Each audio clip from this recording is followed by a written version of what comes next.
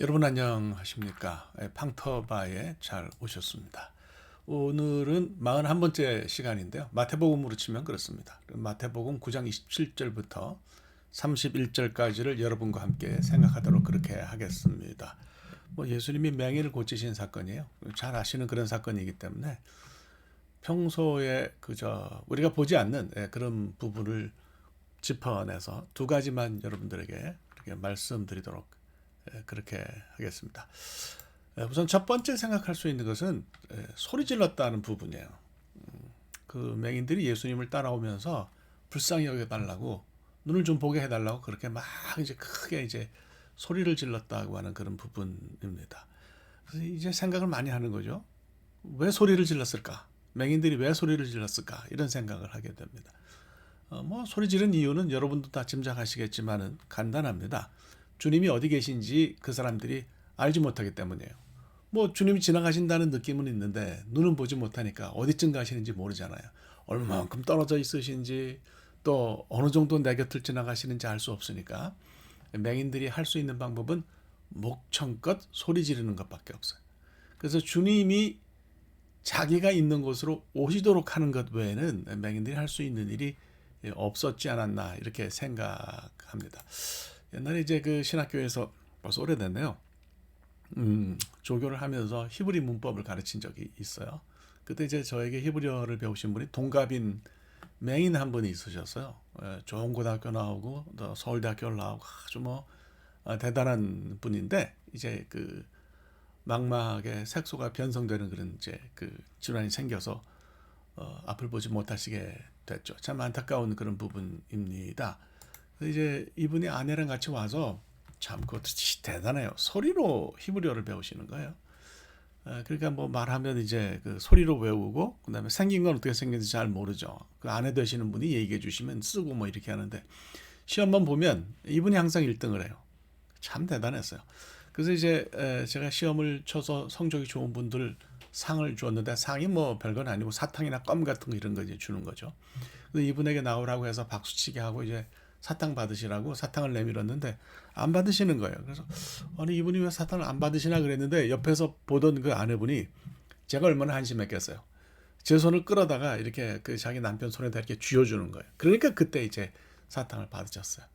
제가 제 입장에서 저는 보니까 그냥 내밀면 상대방이 받을 거라고 생각했는데 못 보는 분은 제 손이 어디 있는지를 모르잖아요. 예? 그러니까 사탕을 받을 수가 없는 거죠. 제 입장에서만 생각했던 거죠. 그렇잖아요. 그래서 제가 이 부분을 읽을 때마다 이 생각이 저는 굉장히 많이 납니다. 우리는 어떻게 보면 답답한 상황 속에서 있을 때에 거의 맹인하고 비슷한 것 같아요. 어디 우리가 눈으로는 보지만 앞일을 볼 수 있습니까? 우리에게 생기는 일이 어떤 일인지 그것을 판단할 수가 있습니까? 그게 안 되는 거예요. 그러니까 우리가 맹인 것 같다. 뭔가 볼 수 없다. 이런 생각이 들면 어떻게 해야 되겠습니까? 방법은 딱 하나밖에 없어요. 부러져 있는 거죠. 기도할 때 이제 목청 높여서 기도하는 분 보고 뭐라 그러는 사람들 많아요. 저는 그런 거 뭐라 그럴 거 없다고 보고요. 조용히 기도하는 것도 당신은 왜 소리를 안 내서 기도하냐 이렇게 말할 거 없다고 생각합니다. 단지 우리가 이건 생각해야 돼요. 주님이 어디 계신지 모르는 상황에 있으면 답답하잖아요. 그러니까 소리를 높일 수 있는 거죠. 이것만 기억하시면 될 것 같습니다. 당연 다른 사람 방해하는 건 좋지 않지만은 정말 절박해지면 그것도 뛰어넘는 거죠. 그래서 저는 이제 기도할 때 습관적으로 너무 크게 기도를 해서 옆 사람을 힘들게 하는 것은 문제라고 봅니다. 다만 정말 그 사람이 절박한 상황에 있어서 저절로 정말 크게 부르짖으면 그런 사람은 봐줘야 되지 않겠나 이런 생각이 들어요. 그래서 이런 그 절박한 마음으로 기도하는 사람이 있으면 우리 주님께서 그런 사람은 긍휼히 여기신다고 저는 그렇게 생각합니다. 두 번째로 생각할 것은 주님께서 이 사람에게 나가서 그 얘기하지 말라 그랬는데 나가서 다 싸돌아다니면서 맹인이 이야기하고 다녔거든요. 왜 그랬을까? 주님 말씀을 우습게 들은 건가? 가볍게 들은 건가? 왜 나가서 다 이야기를 했을까? 이제 이걸 생각한 거죠. 정답은 그겁니다. 전하지 않고는 말하지 않고는 도저히 견딜 수 없는 배길 수 없는 그런 감동이 그에게 있었기 때문이다. 이렇게 말씀을 드립니다. 인생에 여러 가지가 필요한데요. 저는 인생에 감동이 있으면 좋겠다는 생각을 늘 합니다. 인생에 감동이 없으면 인생 자체가 차갑게 식습니다. 우리 심장을 뛰게 하는 그런 감동이 있으면 진짜 좋죠.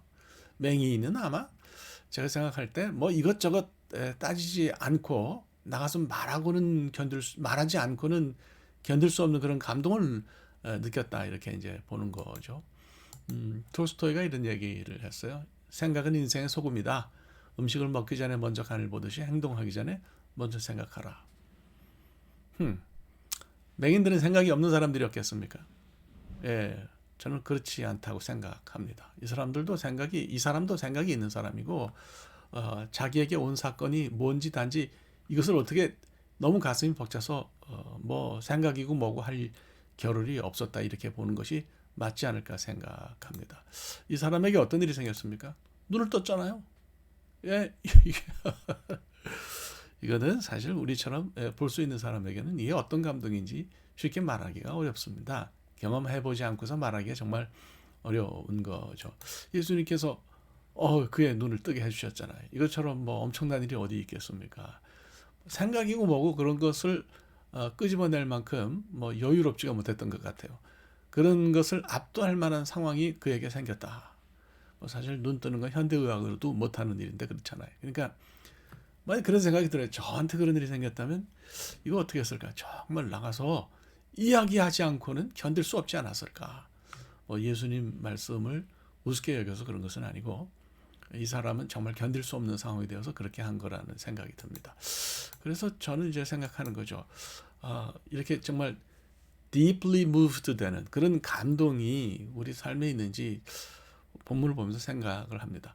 우리 신앙이 뭐 점잖은 거 좋습니다. 그런데 역동성이 없다면 좀 생각해 봐야 되겠다는 생각이 들어요. 우리 신앙의 뜨거움이 저 밑에 가라앉아서 매너리즘에 빠져서 감흥 없이 예수를 믿는다면 그것도 아니다 싶어요. 제가 이제 군목을 했는데요. 군목할 때 저는 생각이 많아요. 지휘관한테 가서 이야기할 때 혹시 내가 이야기를 좀 막심하게 해서 지휘관이 역반응을 일으키면 어떡하나 이런 생각이 많아서 뭐 이게 제가 가서 생각하는 걸 다 이야기를 못했는데 제 옆부대 군목은 달랐어요. 이분은 딱 들어가면 책상에 손 딱 얹고 지휘관 책상에 딱 얹고 기도하입시다. 그렇게 하고 막 기도를 막 세게 하고 그렇게 또 할 말 다 하고 그렇게 하고 나가요. 뭐 어떤 게 옳은지는 모르겠는데 일은 그 사람이 저보다 더 많이 했던 것으로 기억합니다. 우리가 예수님에 관해서 이야기하지 않고는 견딜 수 없는 마음을 주님이 우리에게 주시면 좋겠다. 그런 일이 우리에게 생기면 정말 좋겠다. 이렇게 생각합니다. 자, 오늘 말씀 정리해 볼까요? 첫째로는 뭐 다 본다면 괜찮겠습니다. 그러나 내가 볼 수 없는 상황이라고 하면 소리라도 질러야 된다. 그렇게 부르짖어야 한다. 우리가 그렇게 절박해서 안타깝게 부르짖으면 우리 주님께서 들으실 것이다. 여러분 다 믿으시죠? 두 번째로는 인생에 감동이 있으면 좋겠습니다. 그래서 주님에 관해서 말하지 않고는 견딜 수 없는 누구에게든지 나 정말 나 주님을 믿는데 주님이 이런 분이라고 그렇게 말할 수 있게 되기를 바랍니다. 뭐 그럴 수 있다면 정말 좋지 않겠나 이런 생각이 듭니다. 오늘은 좀 뭐 짧지만 그좀 뭐 내용은 다 아시는 거니까 이렇게 제가 말씀드리고 여러분들에게 정리를 합니다. 여러분 감사하고요. 네, 다음 시간에 또 뵙도록 하겠습니다. 고맙습니다.